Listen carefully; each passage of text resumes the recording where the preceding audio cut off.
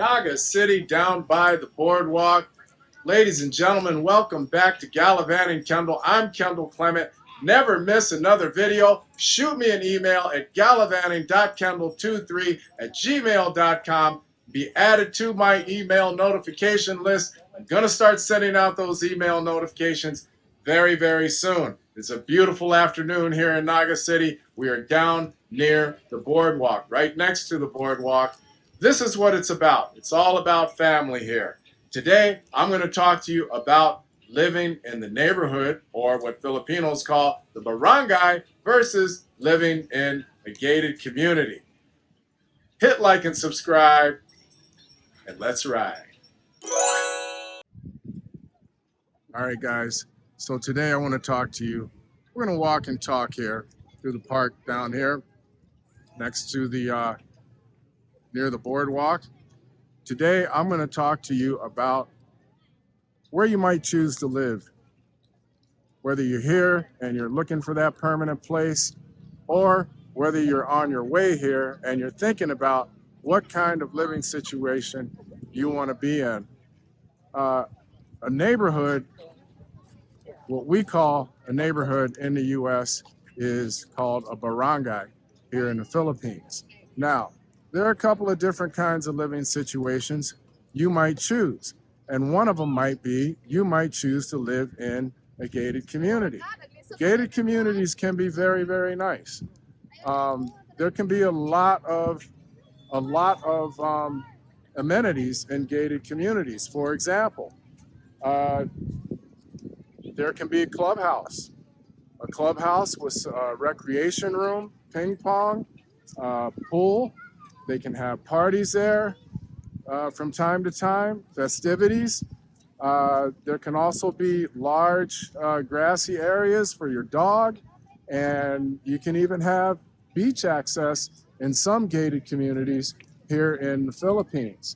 The other thing, on the other hand, you could choose to live in a barangay, which is what I chose only because I had so much trouble finding a place in a gated community that was totally legitimate and where I felt comfortable. Yes, you're gonna have to shop around because some landlords, you have to watch out for landlords, and you can watch my video called Landlord Shenanigans, and I go into some detail about that.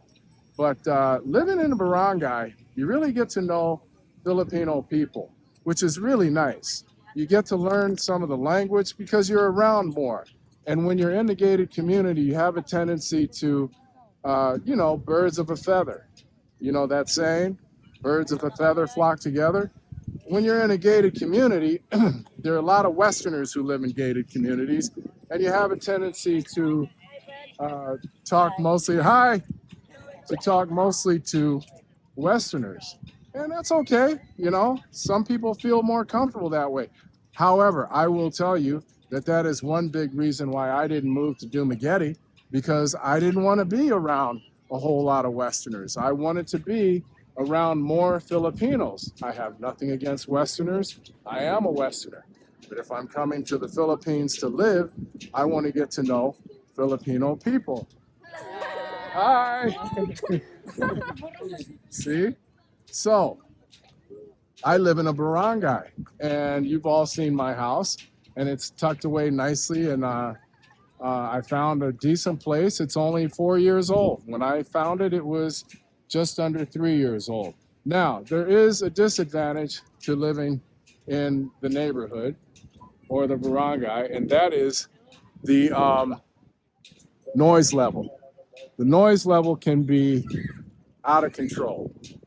And that's because Filipinos, each barangay has a saint that they celebrate.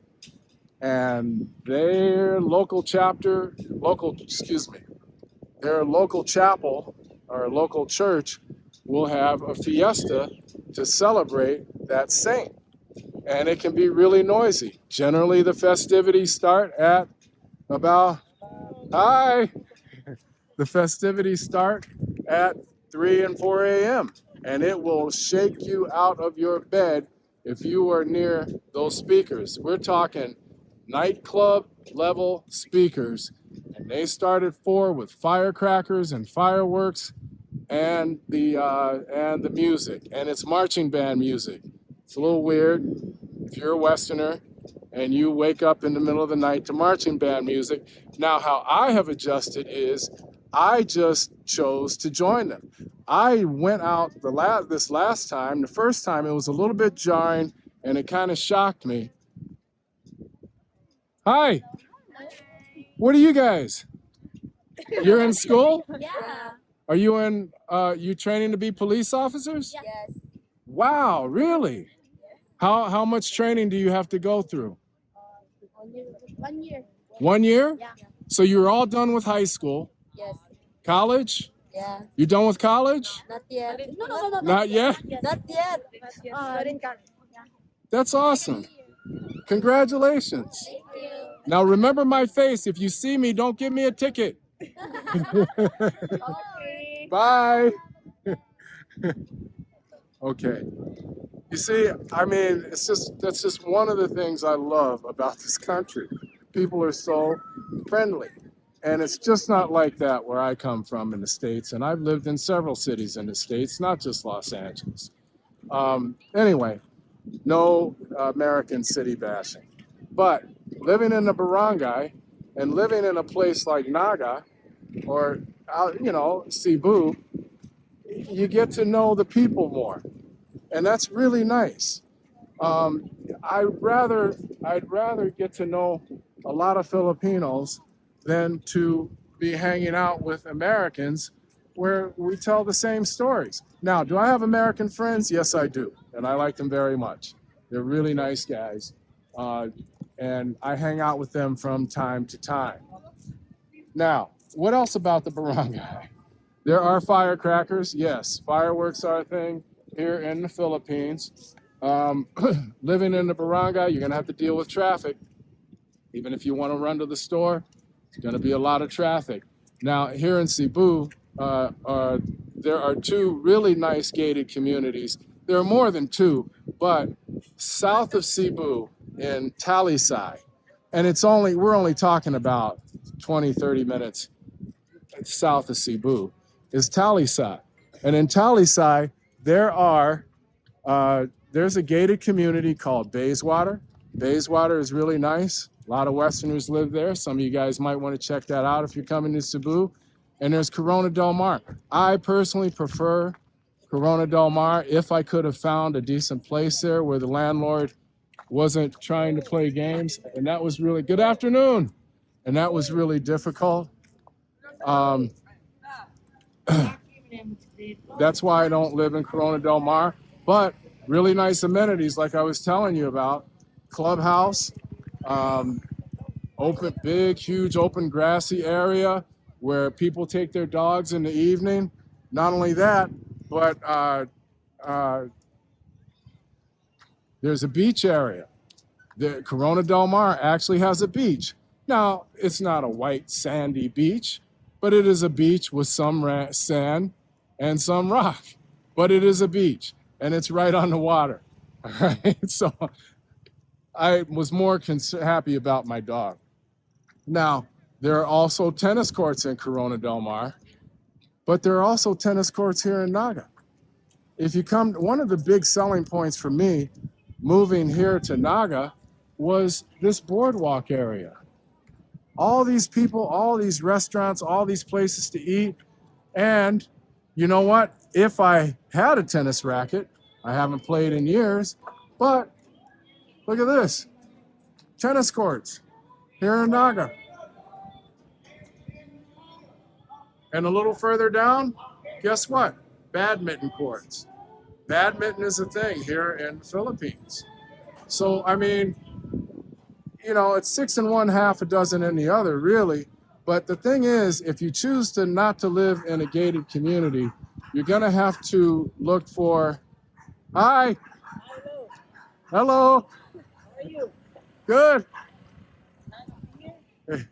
If you choose not to live in a, if you choose not to live in a gated community, and you choose to live in a barangay, there are gems. Like, I feel like I got really lucky, and I got a really nice house, and you know, fairly new fairly new house, and the rent is very reasonable. And I have access to things like the boardwalk here, which is only a 5-minute scooter ride away. Hello. I live in Naga. City of Naga. I live here. You're Hi. a blogger? Yeah, I live here. I live in Tuyan. You live in Tuyan? Yeah, Your wife in Tuyan? I live in Tuyan. Your wife? I've been there 2 years. Okay. Yeah. Thank you. What are you blogger eating? also. I'm hungry. What are you eating? He's a tattoo artist here. Richard Alguno. What is it? Tattoo artist. It's a bread. You want? Oh, okay. No, I'm good. Richard Alguno. Thank you. Yeah. All right. So, what else? Okay. There can be a lot of traffic noise if you live in a barangay instead of living in a gated community. There can be a ton of traffic noise. I don't live on the highway, but I do live. Hi. I don't live on the highway. I live, about a quarter mile away from the highway noise. So that's really cool. I don't have to worry about that kind of stuff, but there is other noise. There's neighborhood noise, there's goats and carabao and mooing cows and, that kind of noise, and firecrackers. Like I said, people like to drink and they like to light off firecrackers. So that's fine. There are also wild dogs out in the barangay. There are askal, they're called, askal.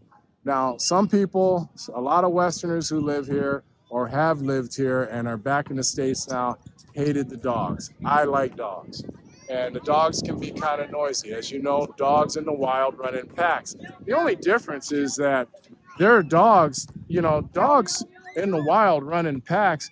These dogs may not have homes, but they live in the wild, but they live in the city, and that's common in the Philippines. They don't, it's like you have wild dogs in America that live in the woods and the forest. These dogs live in the city. That's their woods. That's their forest. Hello there. How are you?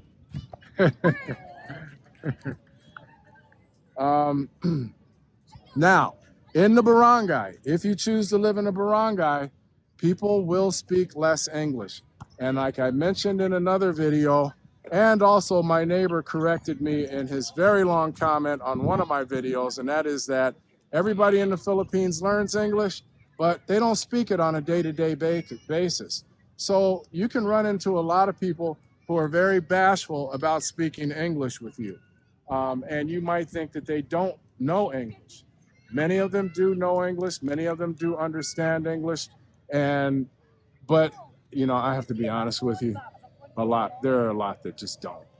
They just don't, and they won't speak it. And I've run into that quite a bit. And I think it's because they're just bashful about trying to speak to an American. Hi, what's your name? Elitia. Alicia? No, I mean Elitia Marita Posarasmo. Oh, hello there. Yeah, this is cool. Where's your mommy? Where's your daddy? At work. My dad is at work. And Where's your mommy? Where's your mommy? at work still. So who did you come here with? With my uncle and her uncle and her. And Your uncle? With my two uncles. Ah, your two uncles. My two Okay. uncles there and my auntie there. I There's a see. lecture. I see. Okay. Well, it's nice to meet you. I have to go now. Where you have to go? I have to go. I have to walk. I have to finish my video. Okay. Okay. Bye. Bye. Bye. So, the advantage to living in a gated community, another advantage is you don't have to deal with karaoke. And yes, they pronounce it properly here in Southeast Asia. In the US, we say karaoke, and that's not the way it's pronounced. Okay. And that's always bugged me. It's always bugged me, especially after I took a couple of Japanese classes when I was in college. Now, so karaoke, you'll hear it all over the neighborhood. All over the neighborhood. And let me just say this. There are some very talented singers and musicians here in the Philippines. However, the vast majority of people who are singing karaoke in the barangay are not talented. I'm just saying. We're talking tone deaf. We're talking not able to carry a tune. We're talking, it can be tough. You need to get accustomed to it. It can be very tough on the ears. So that's another thing that you will have to deal with if you choose to live in a barangay. But like everything else, you do get used to it. And I just love being here, so I got used to it. So in the gated community, you have more English speakers, more Westerners, less traffic noise, if any. You have fewer wild dogs, fewer askal, stray dogs, and you have a lot of immunities. In the barangay, you have the opposite of most of that. If you feel you've gotten value out of this video, hit like and subscribe. Shoot me an email, never miss another video. That email address is in the show notes. It's gallivanting.kendall23@gmail.com. gallivanting.kendall23@gmail.com. And as always, take care of each other and give somebody a great day.